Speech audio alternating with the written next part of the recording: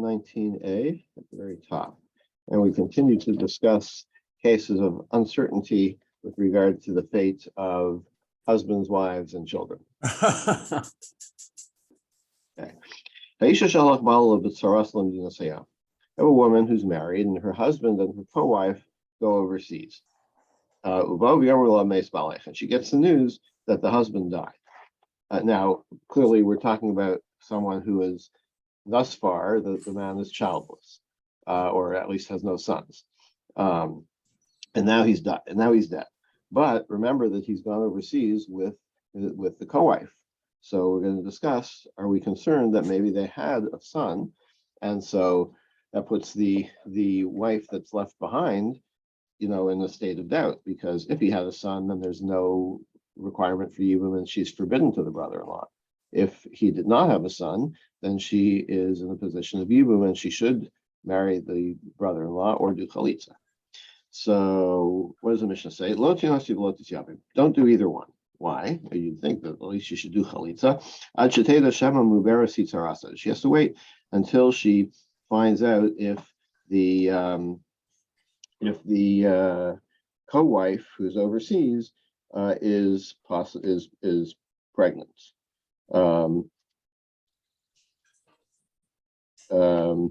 So I mean, the language seems to be inexact, and really what we're concerned about is she had a son. What if we have a case where the woman has a mother-in-law? So the husband has a mother. Who cares if the husband has a mother? If the husband has a mother, she could have had another child, which would be a brother to the husband, right? So that means that we don't know if there's such a brother, but as long as there's the possibility of that there being such a brother, then she may be bound to that brother until she does chalitza or yibum, right? And she can't marry anybody else, right? But we don't know if she had the brother, and presumably the mother-in-law. The husband's mother went overseas with him, or was, for whatever other reason, is unavailable. We don't know if she had a child, a son, and a choshesh. That she doesn't have to worry about. So the Gemara will spend some time discussing, like, what's the difference. In the case of the co-wife, we're concerned that maybe she had a son, and then that's why there's no requirement for yibum. In the case of the mother-in-law, there's a concern that maybe she had a son, and that would be why there would be a requirement for yibum. But why is the ruling different, right? In the case of the co-wife, we say, like, she's stuck until she finds out. In the case of the mother-in-law, we say, don't worry about it. We're not concerned that the mother-in-law bore a brother to the husband.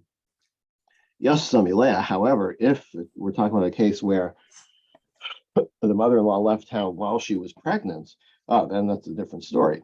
Then you have to worry, right? That makes intuitive sense, right? And the Gemara will analyze exactly the halachic principles here, but we have to be concerned that maybe she had a son. Rabbi Yeshua Omer and Chasheshes. But Rabbi Yeshua says it doesn't matter, pregnant, not pregnant, we don't have to worry about it. If we don't know that she had a son, a brother to the husband, then don't worry about it. She can the widow can marry whoever she wants, because there's no brother. So Gemara says, my heat sarasa. So first, just questions, a minor linguistic thing in the Mishnah, where it kind of repeated itself. It says,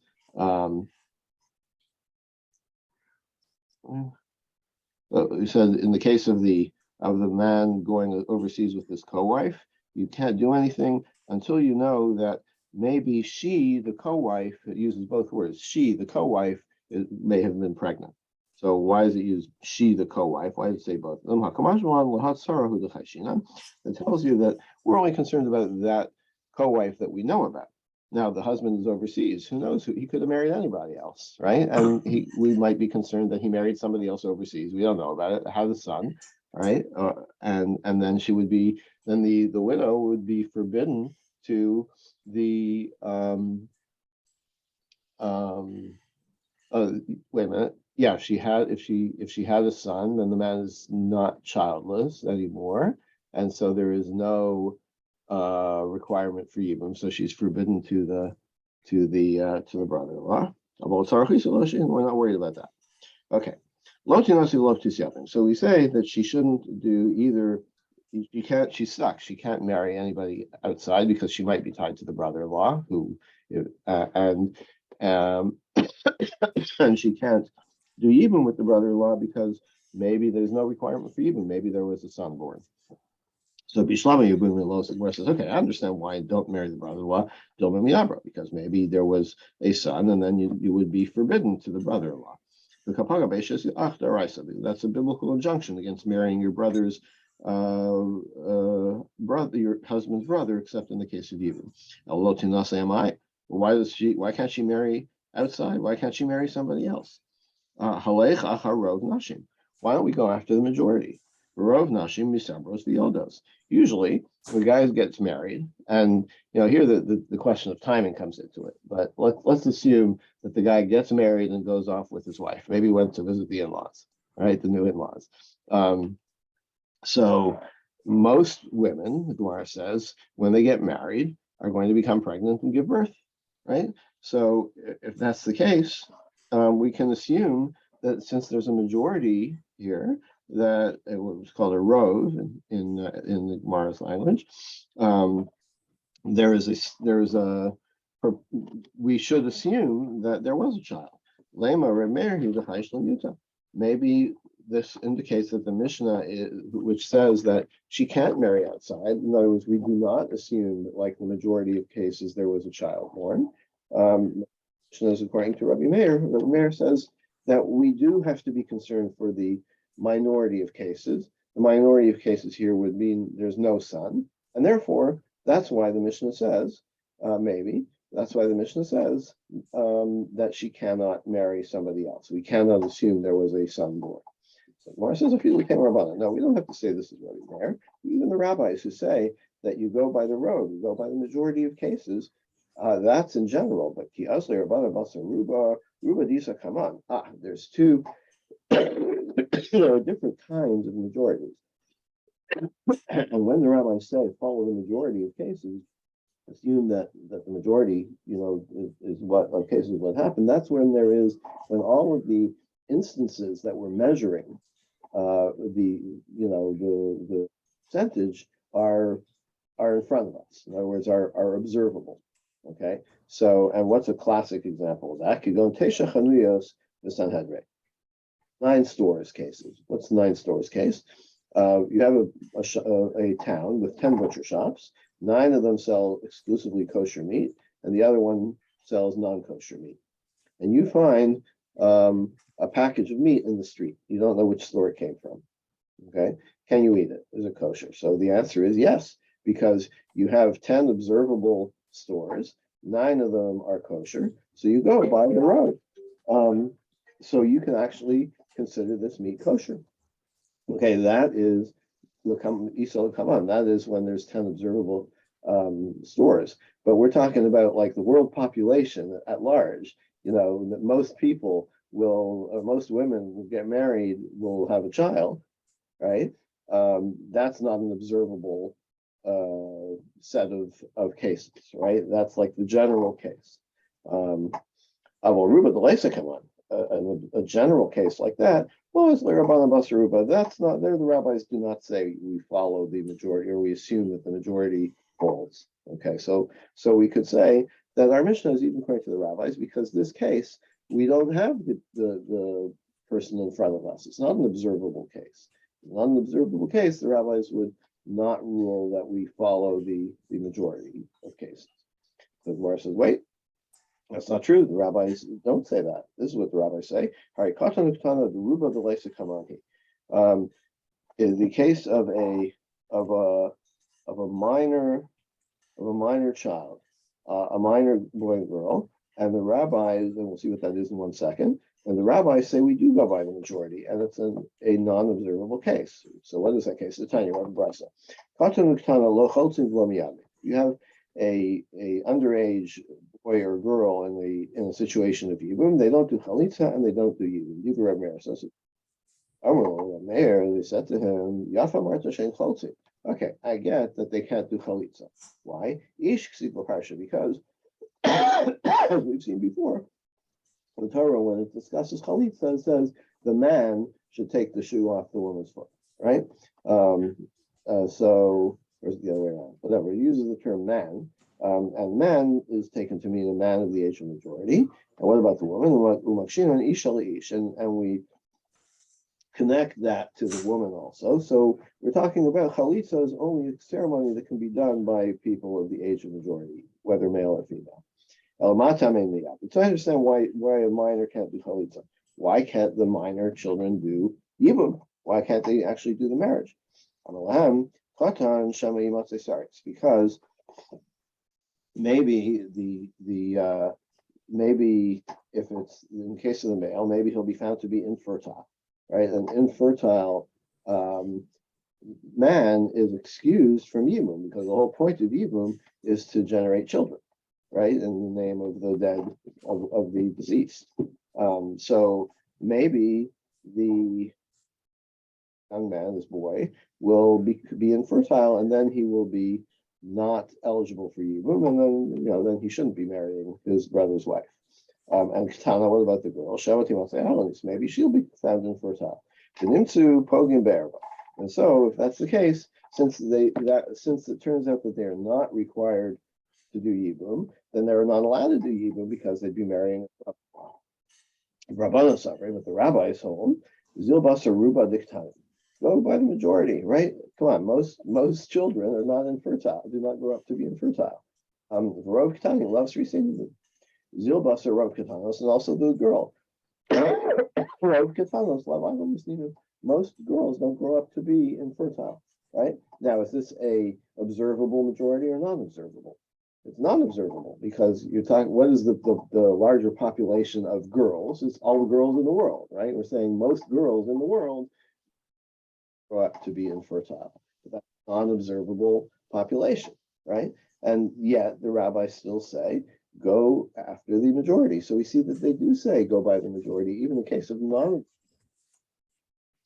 So that doesn't square with our Mishnah, because our Mishnah, unobservable majority, and the Mishnah says we have to be concerned about the minority. So we're back to thinking, our Mishnah must be Reb Meir, not the Reb Meir. So it's clear that our Mishnah is according to Reb Meir. But the Gemara is not done. Reb Meir. Okay, you want to say the Mishnah is like Reb Meir. What about the second part of the Mishnah with the mother-in-law, where we have the opposite ruling, right? Where the mother-in-law goes overseas and we're concerned. We're not concerned in that case. The Mishnah is not concerned about her having had a son. Opposite ruling. So if you want to say that the issue here is whether it's a majority versus minority of cases, you got a problem. Even Rabbi Meir there, why is Rabbi Meir being inconsistent? Really, the question is, why is the Mishnah being inconsistent? But if you want to say that the Mishnah is like Rabbi Meir, and the reason for the dispute is, or for the ruling is minority versus majority, then you have to apply that to the end of the Mishnah, the mother-in-law case too, and we don't do that. Look at the end of the Mishnah. So if the woman has a mother-in-law, she doesn't have to worry. Maybe the mother-in-law had a son, right? Why not? Go by their majority, the same majority. Most women, they get married, and so this mother-in-law has presumably gone off with and perhaps gotten married, then she would likely have had a child. So miyut mapilos. Now let's look at the like broad situation here. So if you have, you're talking about most people. So people get married, some and get pregnant. Some of them are going to have miscarriage, right? Let's say, pick a random number. Let's say 20% are going to have a miscarriage, right? Leaving 80% that are going to have a child. But call yoldos matzos harim and matzos kevos. But of those 80% who have a child, 40% are going to be boys and 40% are going to be girls, right? We don't care if anybody had a girl, right? Because we're only concerned about lineage through the male line, right? So if you take the 20% who don't give birth because they miscarried, and the 40% who are girls who give birth to girls, at 60%, you only have 40% who give birth to boys, which is a minority, right? So there is a minority of boys born. So for Rabbi Meir, if we saw in the first part of the Mishnah, Rabbi Meir is concerned about a minority. Well, here's a minority where a son may have been born, but it's only a minority chance, only a 40% chance, right? But Rabbi Meir should say we have to worry about that. So why do we say that the woman can get married even if she doesn't know if the mother gave birth to a? Whereas there's Dilma Kevan that Ichaz Kol Ashuk. Oh, we have another factor here. When the mother-in-law left town, was there a brother? Did she have a son? No, right? So we have the situation in which it's established, we call this a chazaka, there's established fact that the woman, should the husband die, there's no brother, so she can marry whoever she wants, right? So now you're going to have to, in order to say that she has to be concerned that maybe there was a brother, you have to establish a possible fact that upends our known situation, our chazaka. Okay, and that you can't do with a minority. So since there's a chazaka that when this whole story started, the woman was considered to be eligible to marry anybody upon the death of her husband. So Meir, even though he ordinarily say you have to worry about the minority case, but not if it's against an established fact. But then Gemara says, well, Rachel will now look back at the first part of the Mishnah. First part of the Mishnah, we're concerned about the co-wife having a child, but the same thing applies, right? Maybe she got pregnant. If she got pregnant, probably she got pregnant, but maybe she miscarried, and even if she didn't miscarry, half boys, half girls. And the chazek liyibum, and what's the chazaka there? What is the assumed or the established fact there is that there is a brother, right? Tiyavim. So we should say she should do yibum. Reisha the Isur Kares Chashashi. Seifa the Isur Love Lo Chashashi. You know the differences between the part and the second part. In the first part, what's the jeopardy? What's the risk that she's marrying her brother-in-law inappropriately? That is a severe violation of the laws of who you can marry and who not, which is Isur Kares, which is punishable by being cut off. It's a more serious category of sin, right? But marrying outside of the bounds of Yibum, right? That's just a regular prohibition. Okay, so then they're like, okay, we're really going to be extra concerned about the case of marrying your brother-in-law. We're not going to be that concerned about the case of marrying somebody when you really should have done you. I'm a Rava. So Rava said, Michne. Let's see. Adaraisa. Like both of these are biblical prohibitions. So sure, one's more severe, but in terms of the principles of applying Rov and Chazaka and so on should be the same. There's no reason to think that because one is more severe, we change the whole rules of jurisprudence of how we determine, the facts, right? Or how we determine the laws, right? The what's permitted, what's not. Like that, there shouldn't be malis or karis, malis or law. What's the difference? What the severity of the possible transgression is? Rava says, Reisha, in the case of the first Mishnah, where you have a wife possibly having had the son Chazaka Liyibum, there, Verubal Shuk, there the established fact is that she should be there should be Yibum, right? Because 1 second. Yeah, because when the guy left town, she was in the position of being eligible for Yibum, should he die, right? Because there was no child yet. Verubal Ashuk, and then but the principle of Rov means don't worry about Yibum because what makes you think he had a child? In most cases, he did not have a son. Chazaka can't overcome a Rov. And then, so if you consider the minority of women who are going to miscarry and not have a child at all, then small chazaka, combine that with the chazaka that she started out in a position of being eligible for Yibum. So then we consider it a 50-50 case. So that's why we're stuck. She can't marry, she can't do the Yibum. Seifa, but in the case of the mother-in-law possibly having a child, chazaka l'shuk, v'ruba l'shuk, the chazaka indicates that she can marry because there was no brother. V'ruba l'shuk, and the robe also indicates that she can marry because in most cases there won't have been a son, a brother born.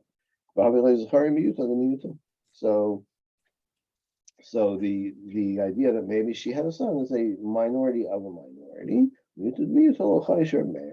And so Meir is not concerned. Okay.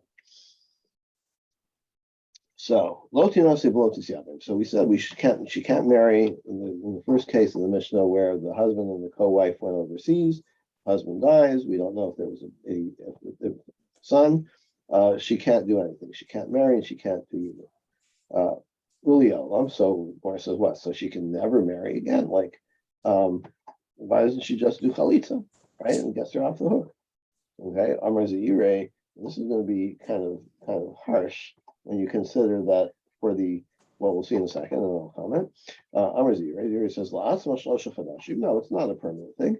She waits 3 months, meaning that she waits 3 months. That's the assumed period in which after a woman divorces or becomes a widow, she can't remarry right away, because if she becomes pregnant right away, won't know if the child is who's the father of the child, the old husband or the new husband, because it could be a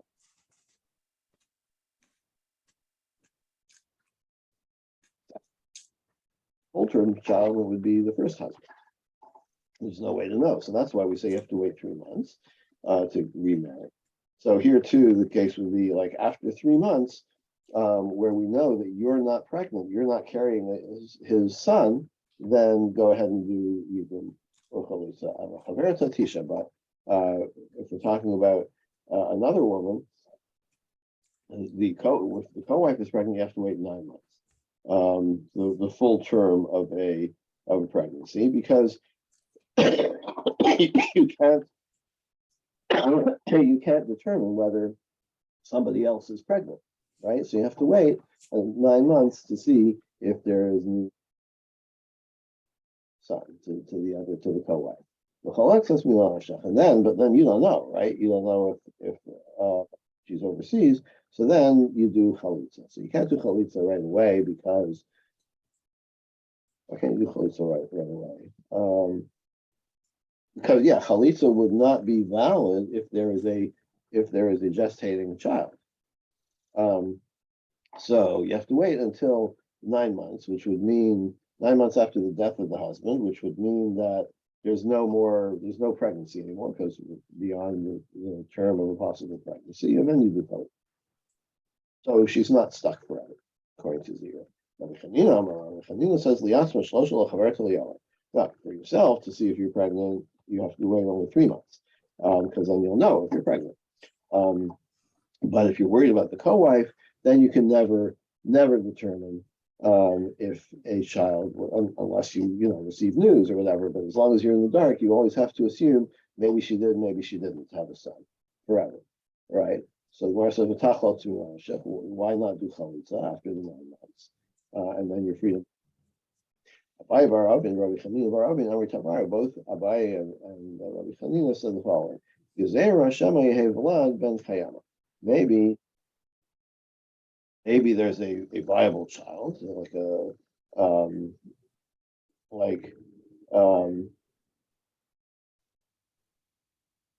maybe the co-wife was pregnant. The Nimsa Atam Matzricha Kuroz Lekuhuna. And so if we allowed her to do chalitza, right? And then it turned out that it was, and then she goes and marries somebody else, right? And it turned out, oops, that was a mistake, right? There was actually a child born. We find out about it much later. So now, maybe she went and married a Kohen, right? If that's the case, then she would, people would say in the end, oh, look, so-and-so did chalitza and she can marry a Kohen, right? Um, and and so now the reason that she's allowed to marry a Kohen is it turns out that a child was born, right? And so she's fine, right? There was no requirement for even or Chalitza, so sure, of course she can marry a regular Kohen, right? But people will think, oh wait, this woman did Chalitza. Why did she do Chalitza? Because there was a doubt, right? And she did Chalitza, and later on she ended up marrying a Kohen. And they'll miss the part about how, oh, the Chalitza was never necessary in the first place because there was another child born somewhere. Okay, so people will think, oh, a Kohen can marry somebody who did Chalitza. And because of that concern, this poor woman is stuck. She can never get married again, which seems a little harsh on her back. Yeah. So Gemara says, "Well, oh, so why don't you publicize it, right? So put out, write a story in the newspaper saying, here's a very interesting case, right? The woman did chalitza, but turns out the chalitza was not necessary, and therefore it's okay for her to marry a Kohen. Why not spread the word?" My answer is, maybe I'm not reading the local papers anymore, right? I saw the chalitza. I missed the announcement that the chalitza wasn't necessary, and I see that she gets married to a Kohen. So I'll think, yeah, who does chalitza can marry a Kohen. I would say, that's okay. That's all.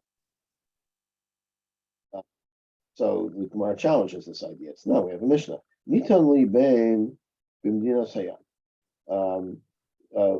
Couple goes overseas, and the wife comes back alone and says, you know what? While I was overseas, I had a child, I had a son. And you know what? First my son died, and then my husband died. So what's the rule there? The husband died childless because the son predeceased him, right? And there's no other son. So we believe her. And she can do Yibum.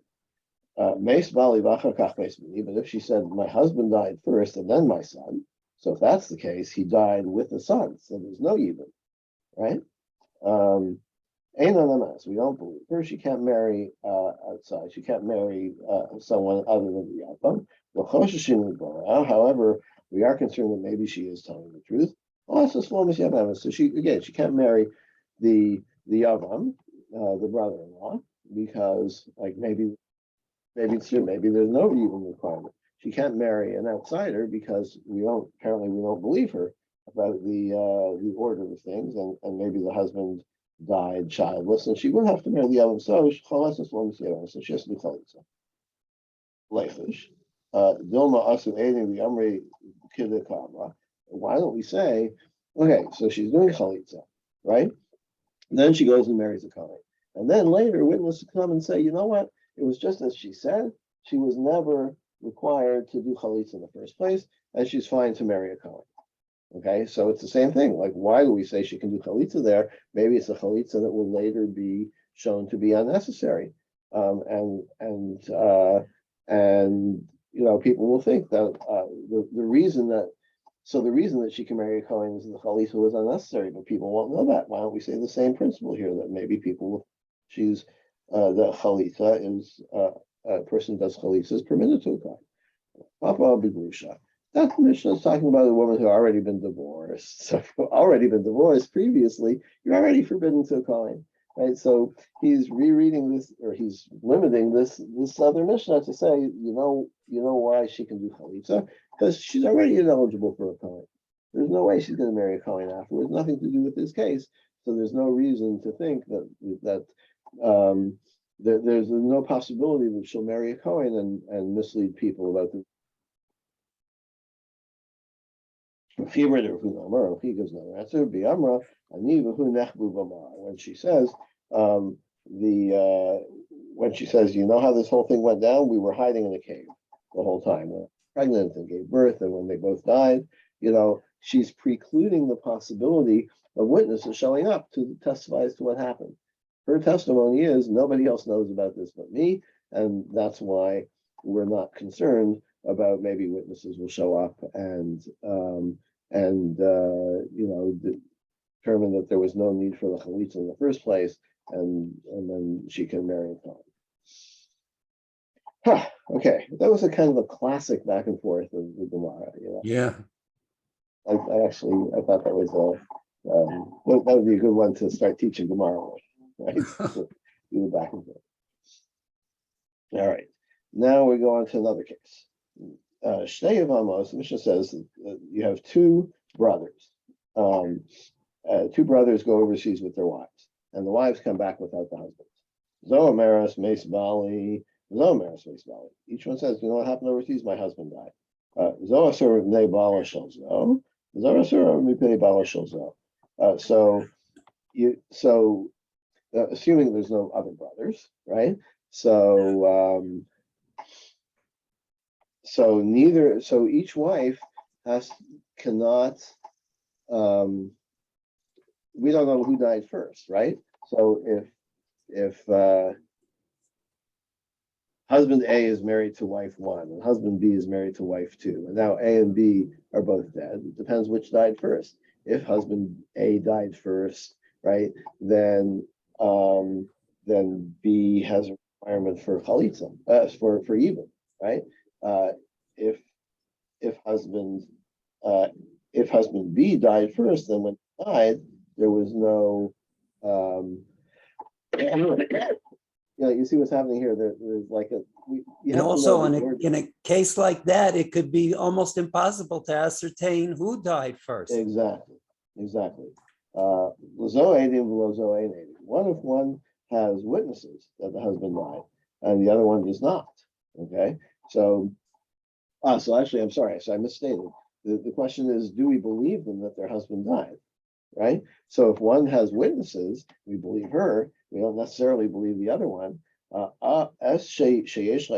one who has witnesses, she cannot marry because it's possible that the other husband is still around, that the brother is still around. Yes, the one that has no witnesses, she can rely on the witnesses that the brother-in-law is dead. So when her husband dies, she can marry somebody else. There was no, we know that there's no Yibum requirement. What if one of them had sons, and the other had no sons? The one who has sons, she's permitted to marry somebody else because her husband had sons. And so there's no Yibum. The one that is childless, she cannot marry somebody else because she may be bound to, if the brother-in-law is still alive, she's bound to him. What if there are two other brothers? Okay, so and each of the other brothers takes in one of the surviving widows, and then they die. The brothers die. Then the wives cannot marry because we're still concerned. 1 second.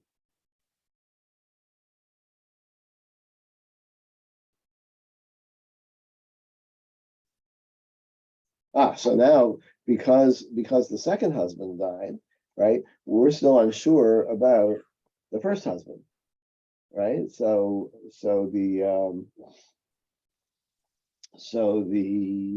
they can't get married because there might be another husband, there might be another brother that they're tied to for you. It's an interesting case, right? Because if there are multiple brothers, obviously one of them does Hebrew, right? But there's only one possible brother left. We don't know if he's alive or not. Then she's stuck, right? Rabbi Elazar says,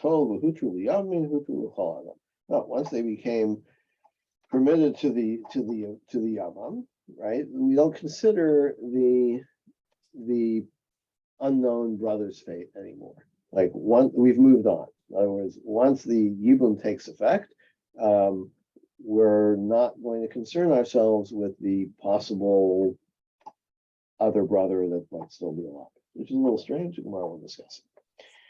Okay, so Tana, we have a brisa. What if one of the women has witnesses that her husband died and she has sons? Okay, so she's really off the hook, right? I mean, if there are sons, then The other one has no information about her. She doesn't have any witnesses about her husband dying, and she has no sons. Shtein mutaros, and both of them can marry, because the first.